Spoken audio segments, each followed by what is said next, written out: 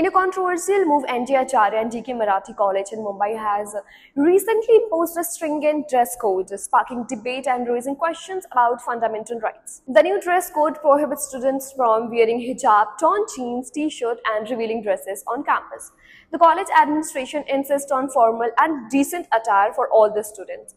According to the notice, male students are required to wear half or full shirt with trousers, while female students are allowed both Indian and Western outfits, provided they adhere to the new rules. Many students were caught off guard by the new regulation, leading to confusion and disappointment as they were turned away for not complying with the dress code. Student activists mentioned that this rule seems arbitrary and infringes on our fundamental rights. It feels like our personal choices and cultural expressions are being policed. The dress code also banned religious attire such as hijabs, burqas, niqabs, stoles, caps, and badges within the college premises.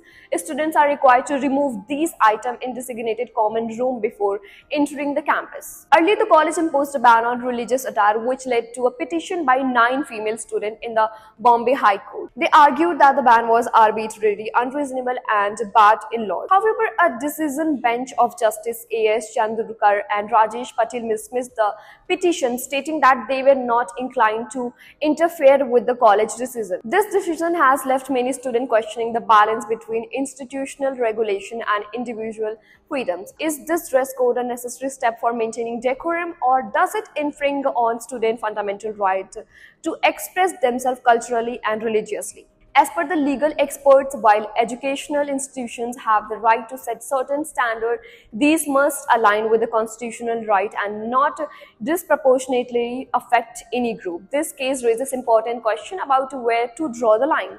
As the debate continues, the students of NG Acharya and DK Marathi College find themselves at the crossroad of tradition, modernity, and fundamental rights.